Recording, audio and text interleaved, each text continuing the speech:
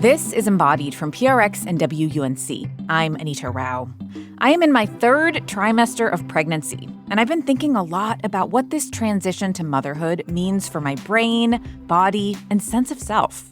Certainly in kind of Western culture, we've forgotten that there is a process that happens when someone becomes a mother. And what we're learning is that, for example, the brain changes in that process are as seismic as those that happen in adolescence. Today, science writer Lucy Jones on Matrescence, the ongoing metamorphosis of motherhood, and what the science behind it could teach us about how to better support mothers. Matrescence is quite useful in this kind of political, economic discussion because it gives us a language and a framework for drawing attention to this transition, which reveals a lot of the cracks and conflicts in our social systems. That conversation just ahead on Embodied. This show is supported by Blue Land. We hear a lot about microplastics in oceans and food, but they can also come from products we use every day at home, like cleaning products. If you're trying to be more mindful about microplastics, check out Blue Land. Blue Land makes dish soap, laundry detergent, and other household products that are 100% plastic-free. Their formulas are also made without dyes, parabens, or harsh chemicals. Instead of repeatedly buying plastic bottles, you just use tablets, making it an easy way to cut down on waste at home. Blue Land is a certified B Corp and Leaping Bunny cruelty-free certified. Their formulas are EPA Safer Choice certified, and many products have also earned Cradle to Cradle's Gold Material Health Certificate. Make the switch today. Get 15% off your first order by going to blueland.com/PRX. That's blueland.com/PRX. I've spent a good chunk of my mid-30s wrestling with a big question. Do I want kids? I've talked about it a lot on this show, and of course in my personal life. And in the past 18 months or so, my partner and I landed on an answer. Yes, we do. Now, as I'm reading these words, I am 35 weeks pregnant. I'm on the precipice of a transition that I know will radically change my life. As one friend put it, you'll soon feel more human and more animal than you've ever felt. I'm doing all the logistical stuff to prepare, gathering baby gear, organizing a meal train, and going to lots of doctor's appointments. And for me, that's the easy stuff. But then there's the other part, the identity shift. And I've wondered this whole pregnancy, can you even prepare for that? So I went looking for an answer and eventually came across a word created to describe just this, matrescence. It's a term that was coined by anthropologist Dana Raphael in the 1970s. And it describes the transition to motherhood not as one overnight change, but an ongoing physical, psychological, and emotional transformation that reshapes your brain and body forever. This is Embodied, our show about identity, relationships, and health. I'm Anita Rao. Today, what happens during matrescence? And how would treating motherhood as a transformation that affects you for the rest of your life change how we talk about and support mothers? Science writer Lucy Jones spent years digging into these questions. And that work culminated in her book, Matrescence, on pregnancy, childbirth, and motherhood. So I want to start by grounding us in some shared language. What do you mean when you use the word matrescence? Really simply, I use it to mean the process of becoming a mother. A simple definition for something which is actually very complex and very individual. It's quite useful to think about it as something similar to adolescence. We all know about adolescence. We know it's this period where the brain changes and teenagers kind of go through identity formation and change and transformation. But I think certainly in kind of Western culture, we've forgotten that there is a process that happens when someone becomes a mother. And what we're learning is that, for example, the brain changes in that process are as seismic and dramatic as those that happen in adolescence. I'm excited to get into all of that science with you as we move throughout the show, but I want to hear more about what it felt like to find this term. You were about kind of 9 months into your postpartum experience when you first came across this word. Tell me that story. Yeah, so it was actually really hugely transformative for me. Before I learnt about the word, I really did not expect myself to change in the process of becoming a parent. I knew that it would be, the biggest responsibility of my life to have a child and be challenging. But I imagined my body to be a kind of flower pot or a box. And then when my daughter was born, I felt so different. The experience was one of great joy and awe and bliss and wonder. But it was also one of anxiety, sleep deprivation, fear, isolation at times, and an experience of putting my kind of nervous system through an intensity of caregiving that I think I hadn't anticipated. The experience of becoming a mother was one that touched all elements of my life: psychological, emotional, existential, spiritual, economic, political. I felt so different. I felt like my brain was different. I felt like I'd kind of become a different person and that I wasn't the person who I was before. And it all felt quite discombobulating, to the point where I became quite unwell and I was diagnosed with postnatal depression about when my daughter was 2 or 3 months old. Luckily, I had treatment and I started to recover quite quickly from that. But I was left with this feeling of, what has happened to me? Where Yeah. have I gone? And is there something wrong with me that I'm finding this quite hard and disturbing? So you had all of these big questions emerging about identity and what was changing in you. And there is so much happening early on. I mean, there is a 100 to 1,000 fold increase in hormone production throughout the pregnancy process, which is absolutely wild. And then we grow a placenta, which is an entirely new organ. But what's so striking to me about some of the research you talk about in your book is that some of these changes are not just temporary. And one of those is that the cells from a fetus remain intact in a mother's body, perhaps forever. Tell me more about what we know about this science. Yeah, so this is an area called microchimerism. And I got led to this because my daughter was born, but I never really felt like she'd fully left my body. And I came across this amazing work, lots of work done by Diane Bianchi and Amy Boddy and other scientists, who found that fetal cells transfer across the placenta into the maternal body during pregnancy. And they've been found in multiple areas: the brain, lungs, the breasts, different organs, sites of repair. And we don't know exactly what those fetal cells are doing. They could be doing something positive. They've been found in sites of repair like C-section scars and also in the brain. So they could be doing something to do with attachment or lactation. They could also be doing something negative. So they've been found in sites of disease. Well, they could just be a kind of byproduct of the fetus within the maternal body. I found it so fascinating that these scientists would describe the maternal body, the mother, as becoming a kind of chimera, the kind of old Greek idea of something which is combined with something else. And I found that quite, probably before being a mother, I would have found that a bit disturbing. But I thought it was fascinating, and it really made sense of this kind of being myself, but not being myself. It's so interesting and it has been so interesting for me to notice the kind of like liminal space in between being the self that you knew and a different self. And it was actually my therapist who pointed out to me at one point during my pregnancy that I'm someone who is pretty anxious. I ruminate a lot. And she was like, I honestly thought pregnancy was going to make you much more anxious, and you seem incredibly chill. Like you seem like way less stressed out by things that you've been stressed out before during other major life transitions.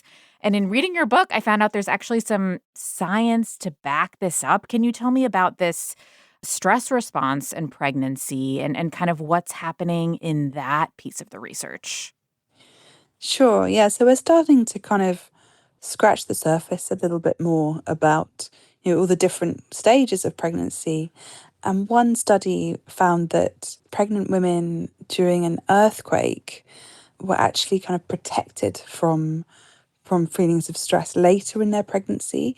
There seems to be something about the later stages of pregnancy where there is a kind of protective chemicals which kind of reduce senses of stress and so on. And I definitely felt that a kind of barrier between me and my kind of normal neuroses or anxiety about the world.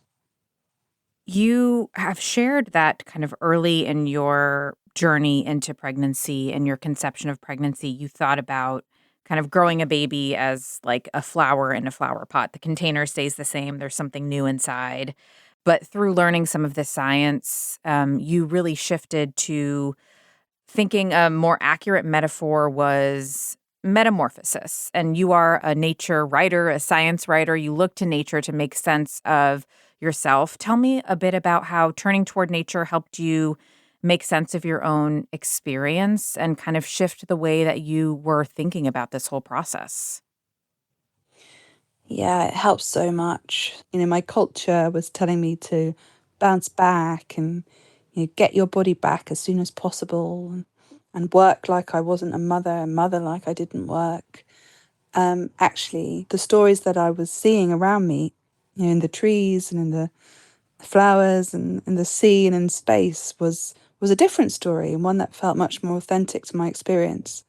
And the one image and kind of story and metaphor that I found so helpful was to do with caterpillars and We've got to talk cocoons. about that one. I love that metaphor. Tell me more.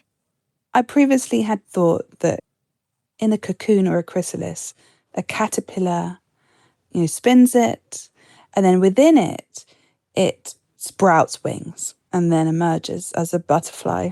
Yeah, like things just kind of come out. That's also how I thought. Yeah.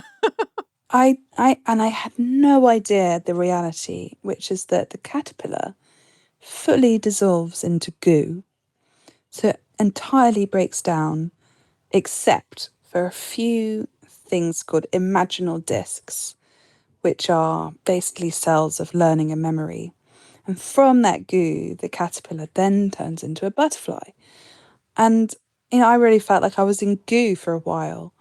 But whenever I thought about that cocoon and the chrysalis, it just reminded me that, being goo is fine. It will last for a while and then you'll be a butterfly again. And, change and process is the world. What's also so beautiful that you point out in the research about the caterpillar butterfly is that they've done studies and there are elements of things they've trained caterpillars to do that then also show up in the butterfly. So even though it feels like you're turning into goo and and everything is gone, like there are pieces and threads that stick all the way through and show up again in the form of the butterfly.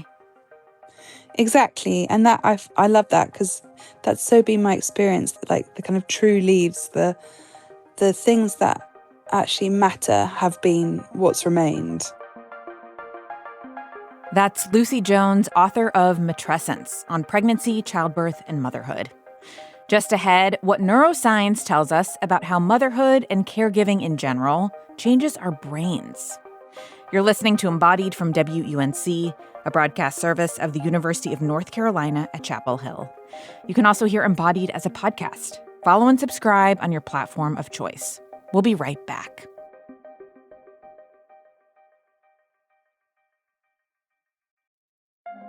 This is Embodied. I'm Anita Rao. We're talking today about matrescence, a word that describes the ongoing physical, psychological, and social transformation of becoming a mother. Science writer Lucy Jones discovered this term when she was 9 months postpartum with her first child. And it gave her a framework for understanding why her brain and body felt so unfamiliar. As she started digging into the science, she also ran into something else: cultural narratives about what motherhood is supposed to look like. And one word in particular that kept coming up was natural. It appears especially often in conversations about childbirth and breastfeeding. And while doing things the so-called natural way is alluring, Lucy says this rhetoric comes at a cost. Yeah, so I think I was quite seduced and attracted to this kind of idea of natural motherhood that was the culturally acceptable way of kind of doing motherhood and kind of the culture that I live in England. And that was kind of to do with, like exclusive breastfeeding, birth without pain relief, a kind of mode of parenting which involved self-sacrifice and, kind of not using schedules and never leaving a baby to cry at all. And, call me naive, I'm sure I am, but I kind of bought into that in my pregnancy with my first child. And the reality for me was very different. It was, birth was without pain relief for me was really difficult. Breastfeeding, even though I was kind of feeding at all times, just didn't really work out for me. I just couldn't make enough milk.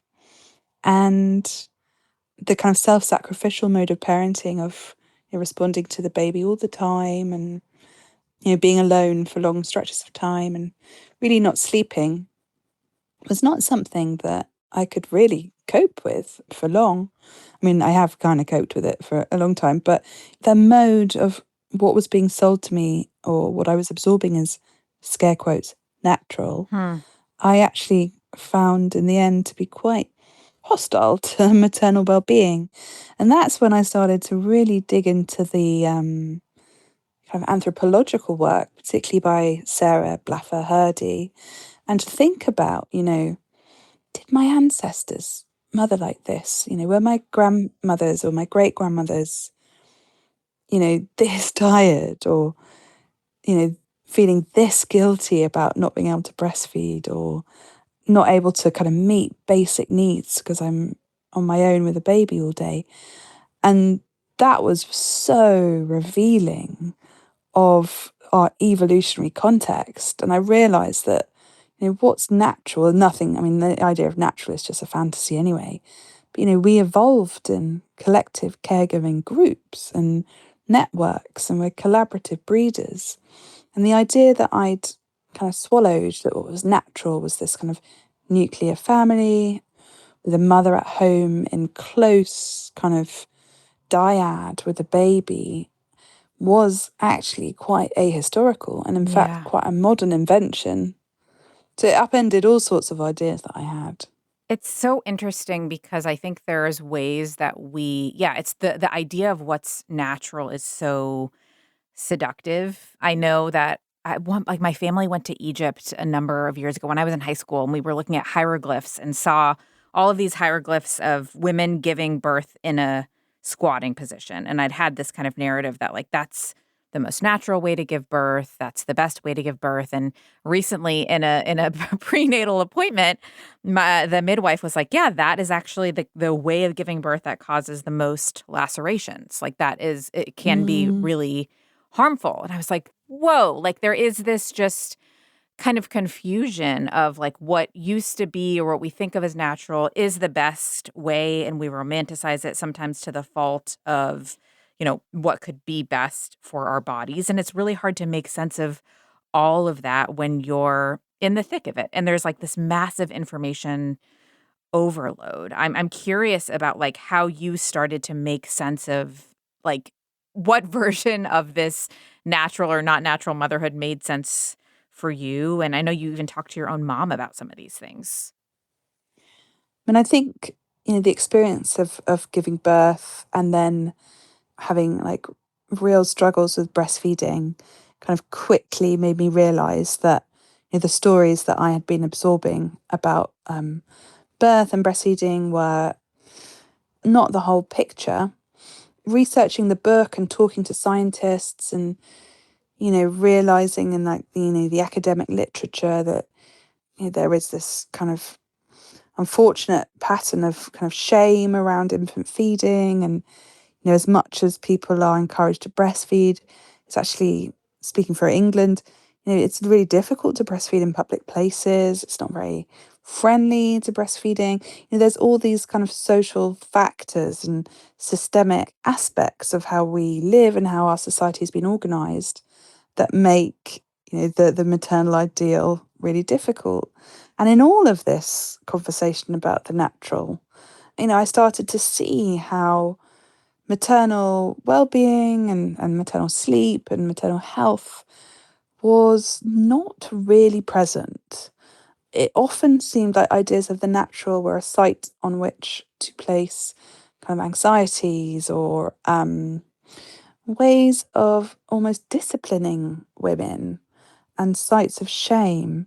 So researching really helped and trying to talk to other women. And as I did that, I actually started to feel quite a strong sense of anger and injustice, and that this kind of mode of selling an idea of natural motherhood to women can make them feel like they've failed, after giving birth in a very vulnerable time. I think that's quite cruel.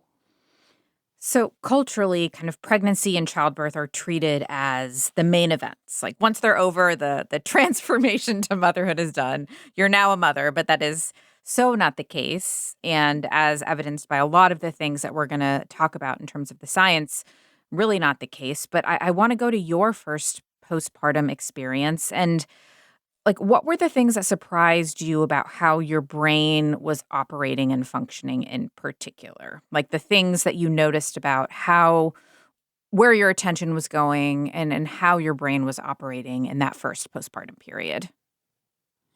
I remember trying to meet up with a friend with my baby. I took the train to London, and I was kind of looking forward to like sinking into the adult world of journalism and writing. But I found that kind of whenever my baby made like the slightest noise, or needed me to look at her or something, I just couldn't concentrate on what my friend was saying. Hmm. And at the time, that kind of frustrated me. I kind of thought, why can't I, simply have a chat with my friend?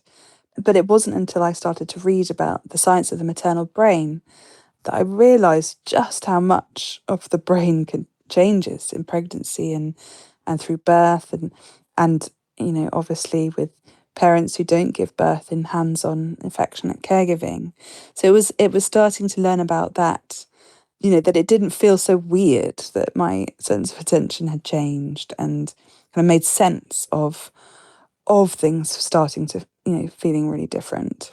I want to do some myth busting and before we get into some of the things that we know are happening, because I think the most common, and even in the past few weeks, as I've been talking to people about learning more of this brain science, as soon as I say, the way the brain changes during pregnancy, everyone, and most of them being mothers, say, yeah, the brain fog, the memory issues, the mom brain, like your brain just turns into mush. And this idea that like the way our brain changes, becoming a mother, is our brain turns into mush. What does the research say about that?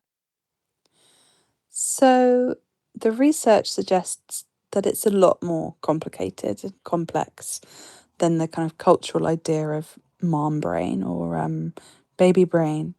So some women subjectively feel that they have memory lapses and brain fog, but in studies it shows that objectively actually it's not as bad as women think. Mm-hmm. And also that there are improvements in certain kind of forms of memory and holding lots of different things in their mind. There's a lot more research to be done, but I think the main point is that when you're sleep deprived and you're caring for a baby in the kind of structures and the systems in which we live and have an institution of motherhood, which frankly is not very supportive, it's probably no surprise that you might kind of have memory lapses. And yes, there might be, brain changes that are associated with that. But the idea that, the loss of grey matter it equates to the old idea that women are enfeebled intellectually by having children is absolutely incorrect. Yeah, so what you're saying is the evidence does support that there is a decrease in gray matter in multiple brain regions. Gray matter is what forms that outer layer of the brain and facilitates information processing. And that sounds bad on the surface, like you're losing this important matter, but that's not the case. So tell me more. What do we need to understand about what these changes in gray matter might be indicating? So, I mean, I'm not a neuroscientist, but neuroscientists that I've spoken to and who are, publishing amazing work in this field talk about it as a kind of fine tuning. So, there's a kind of synaptic pruning that happens in the brain in pregnancy, birth, and early motherhood, which is similar to that in adolescence. In adolescence, there's a loss of grey matter, but that is also because there's this kind of fine tuning. The brain, it's getting rid of what it doesn't need and it's becoming enhanced in other ways. What kinds of rewiring and fine tuning are happening? Like, what things is the brain getting better at? I don't think we know those answers yet. We're actually really early on in this field. So in 2016, which was also when my first child was born, the first kind of landmark groundbreaking study that shows that pregnancy renders pronounced and significant changes in the brain was studied. That was the first time we actually knew that pregnancy changes the brain. And I remember seeing the pictures of the brain and the different areas which were coloured in kind of bright yellow and realising okay, so this is why I feel different and this is matrescence and this is, what's going on. I know that we will find out more. And of course, one of the most important things about that work is that it might help us find better new treatments, especially for perinatal mental illness and, ways of caring and supporting women and birthing people in these transitions a lot better than we currently do.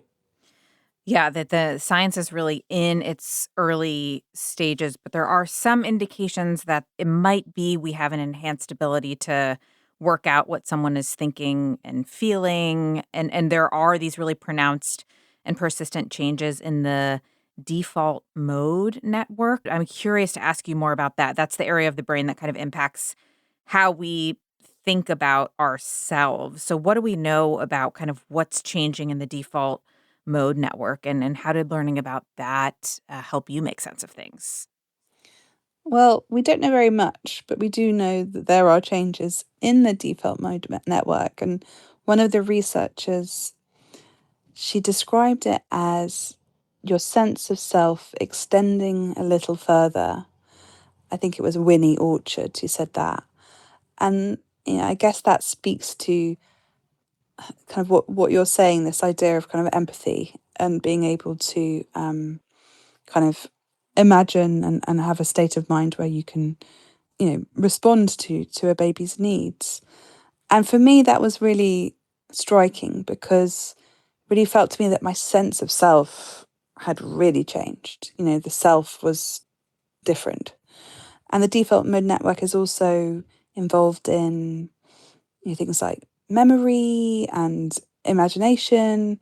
And I found that lots of memories were kind of resurfacing for me. And it made sense of this identity shift, which I felt that no one was really talking about. But there it was there on the screen, and it's there in the data that it is a much more transformative neurological and psychological and social experience than we give it credit for. One of the things that is so fascinating is, yes, there are these changes that we are being able to understand and notice in both the structure and function of brains of people who go through pregnancy, but it's not just birthing parents whose brains change in these multifaceted ways. That's also other caregivers. So tell me more about what you learned about the science of the adult caregiving brain. Sure. So, I mean, despite what some people might tell you, we're all born with the neural circuitry to care. So, all people have brains which infants can elicit changes in with hands on affectionate caregiving. And again, still in its infancy, the science of the paternal brain and the science of the non gestational mother or caregiver brain, adoptive parents, of course.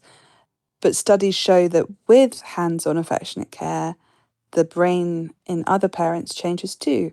And of course, this won't be a surprise for anyone who's an adoptive parent or, a father.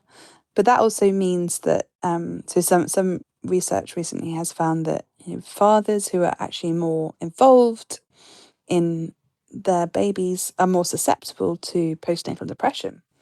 Because the brains are changing so much. Darby Saxby is an amazing scientist and researcher on dad brain, and she's definitely one to follow.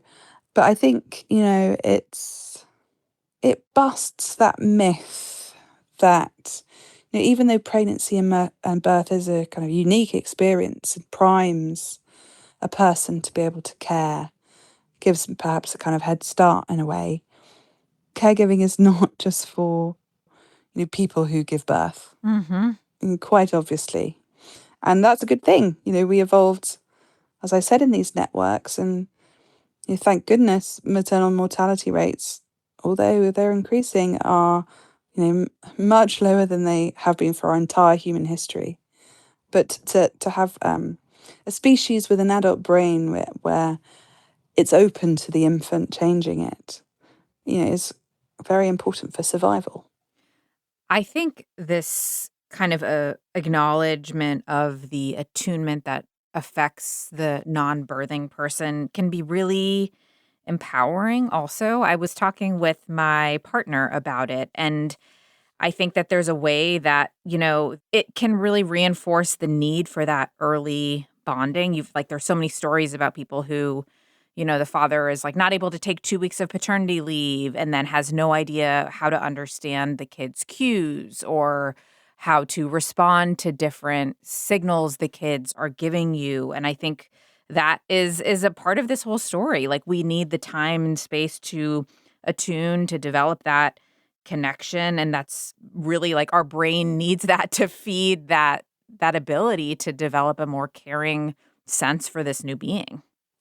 It's such an important point, and it just really speaks to how much we need proper paternity leave and leave for other parents.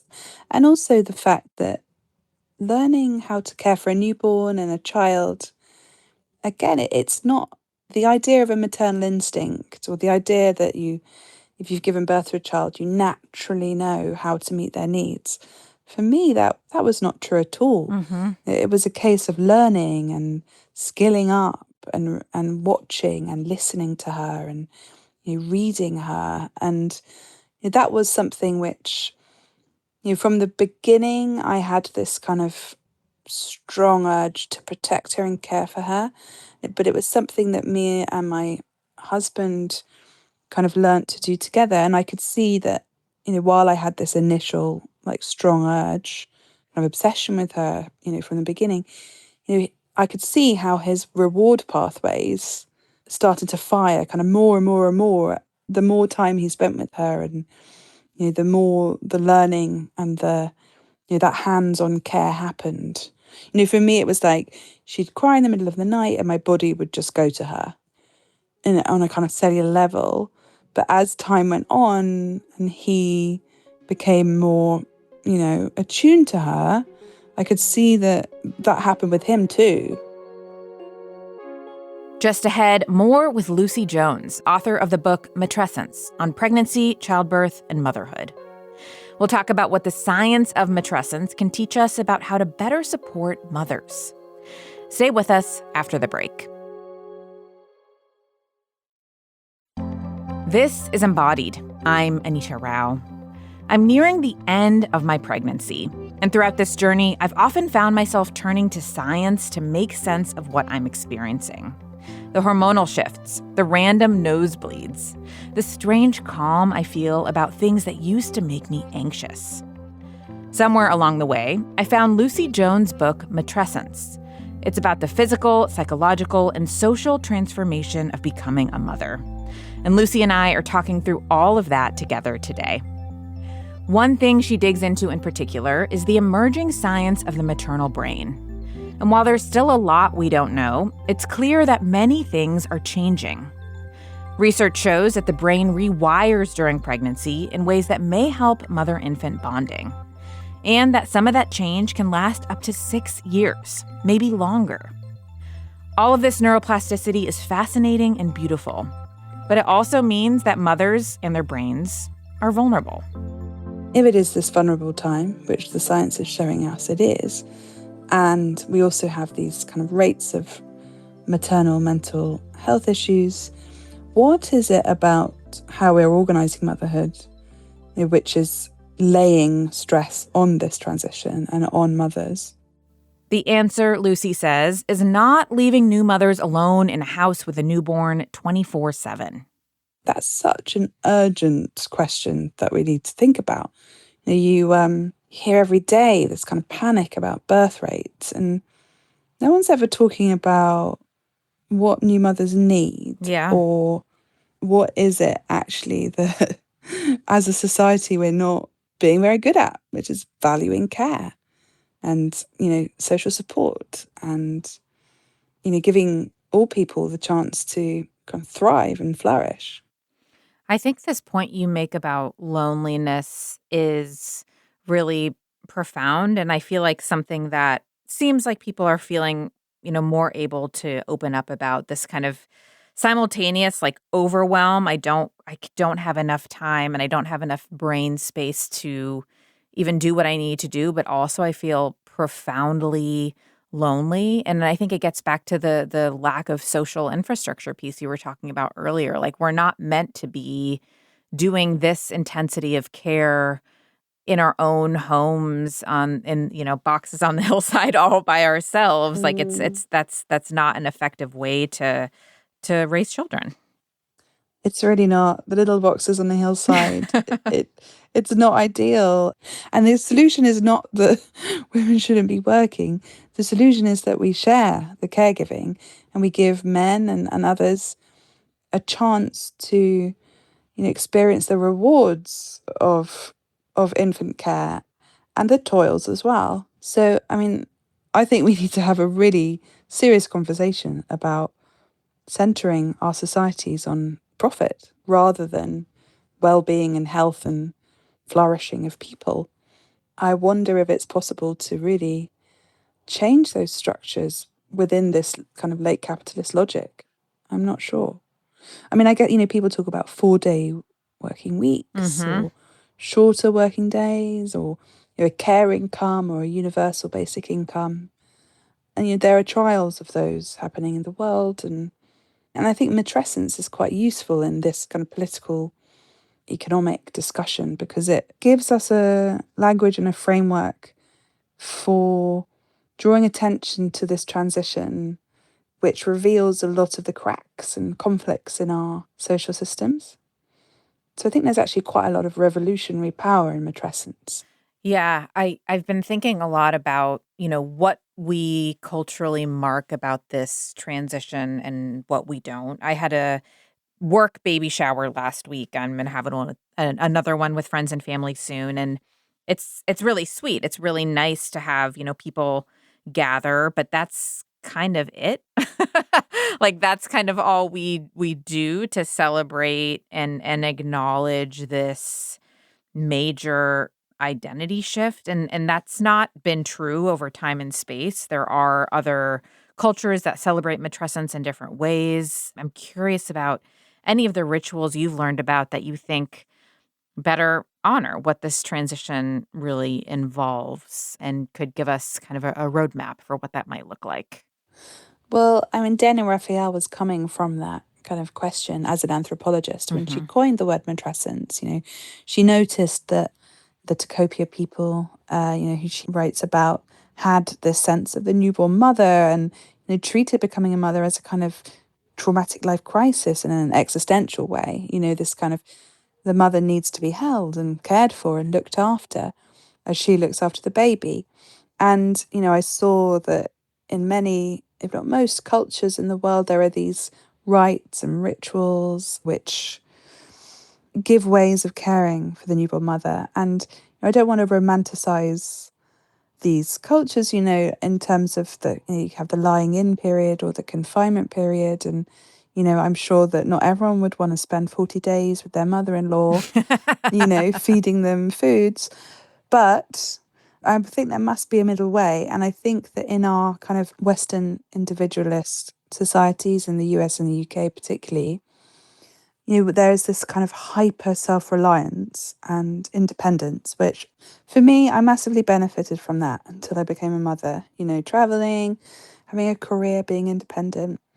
But when you have a vulnerable infant and you're vulnerable yourself, that mode of living doesn't touch the sides, and it's in that moment that I really kind of craved ritual or older women in my family or someone to come and feed me or, something simple.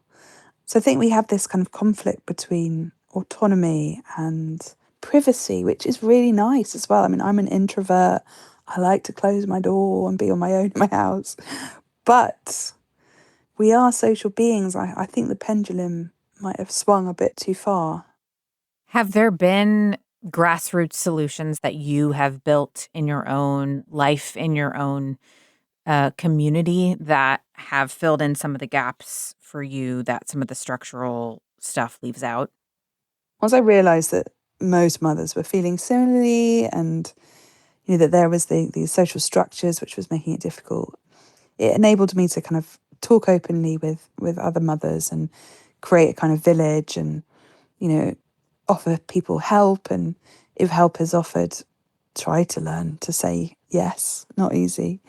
In my kind of neurotic self-reliance, I formed a kind of this thing called a listening time with a local mum where she would talk for half an hour and I would talk for half an hour. So we pushed our babies in the pram and have little ways of, making connections and entangling with other people. But I think it's quite difficult to overcome and kind of outgrow the kind of neoliberal mindset of independence and autonomy. Yeah, I think you're pointing to the fact that, creating spaces where people can be together and have that kind of constant friction of being in person and being around each other can also create more space to talk about ambivalence, which is something that you write about really candidly in your book. That is a part of motherhood, that is a part of matrescence. There is a lot of beauty, but there's a lot of resentment and there is anger. But then the next second there's overwhelming love. And we don't really have language to express all of that. I'd love to hear more about your own experience of this feeling and what it's been like for you to talk about that publicly, because it's not necessarily something there's always been a lot of space to acknowledge. Yeah, well, I think, in my kind of naive state of mind before having our first child, I really imagined motherhood to be something like the Christian icons that I grew up with on the walls of Mary holding Jesus and Mary looking very chill and, happy and passive. And Jesus was never biting her or anything like that. And I really believed that mothers in some kind of way should be always happy or always cheerful, and that there was no limit to maternal love or patience, I suppose. And I was really shocked that there was, I had a capacity and that I couldn't continue, by the end of the day on my own, the screaming baby. There was no patience and it was really hard. And, I really needed the people around me to kind of step in and help. And, with some distance, I actually think it's really strange that we have created this kind of maternal ideal which doesn't have space for ambivalence. And my daughter had these benign seizures in her first year or two. So she would hold her breath and she'd pass out and turn blue and she'd look like she was not alive. And it was one of the most horrible, frightening things I've ever been through. She was fine. It was benign. But in those moments, I would think, the worst had happened. And I remember just thinking, I'm meant to enjoy every moment of this. This is really big, existential, scary, terrifying work. This is life or death work. This is, the idea that this could be kind of passive and pastel-hued and mundane and it's gnarly, it's hardcore. We're in a really interesting moment right now where there's been a lot more acknowledgement of the ambivalence. I think there has been more space on social media and in other places for kind of talking about the difficult aspects of all of this. But there's a way that kind of without the structural change that puts a lot of pressure back on individuals to make sense of all of this. I know kind of in the phase that I'm in now of like preparing for birth, there's a way that a lot of this, like all of people sharing more about their, birth experiences and their birth injuries can feel sort of like, oh, I'm just bracing for, what might go wrong. And I got a text from a friend who just had birth the other day who was like, I just keep looking at my partner and saying, like, when are things going to get really bad? I think things are fine now. And it's like it's hard to kind of find this balance of not swinging too far into fear, but for making space to talk about all of this when there isn't a great structural solution. I'm curious about like how you think about that and if you want to give me advice for balancing all of that at this juncture. I think it's such a good and important and difficult question. Mm-hmm. I mean, I found that, in my pregnancy of my first child, like I really wanted to have a filter up. I really didn't want to hear negative stuff. And, I wanted to, like stay positive, and I'm quite naturally anxious. So, I really get that. I think one way that this will get easier is with more and more realistic and complex depictions of the maternal experience in culture. So I wonder if, as there's more art and culture that people absorb, way before they're pregnant or think about having families, that it kind of normalizes the complexities of it, without just making it normal that it's just this metamorphosis, which lots of different things can happen.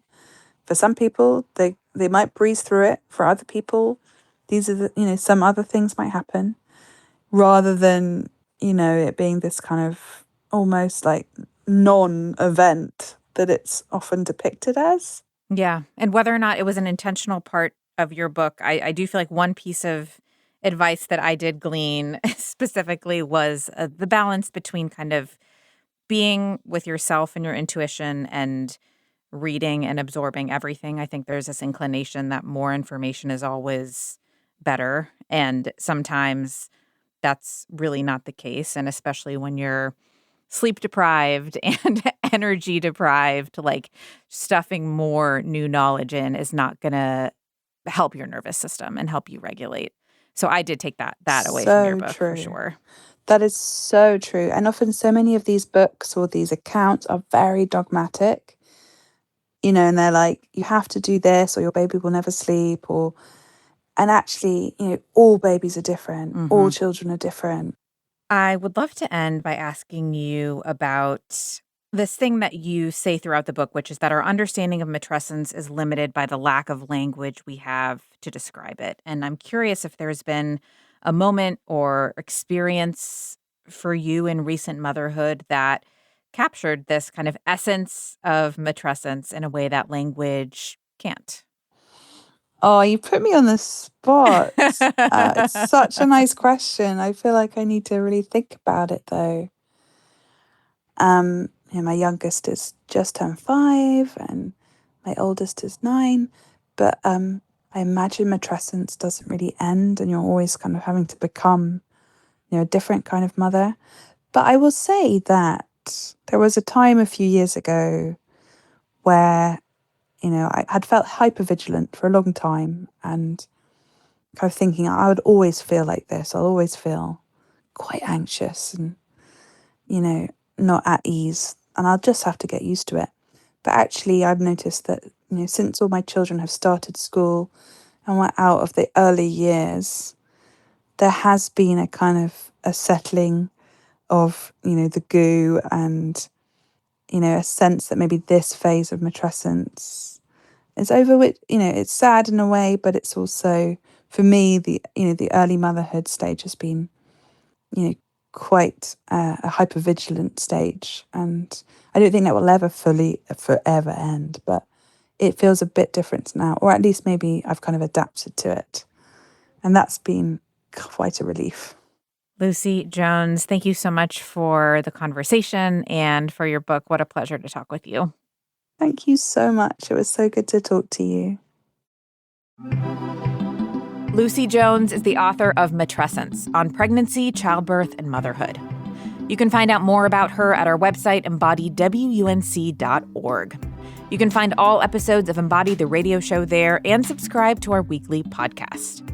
Follow us on Instagram for behind-the-scenes and bonus content, including some photos from my own pregnancy journey. Our handle is @EmbodiedWUNC. Today's episode of Embodied was produced by Gabriella Glick and edited by Amanda Magnus. Wilson Sayre provided editorial oversight, Adesina Newkirk is our intern, and Jenny Lawson, our technical director. Kaya Finlay also produces for the show, and Quilla wrote our theme music. This program is recorded at the American Tobacco Historic District. WUNC is a broadcast service of the University of North Carolina at Chapel Hill. I'm Anita Rao.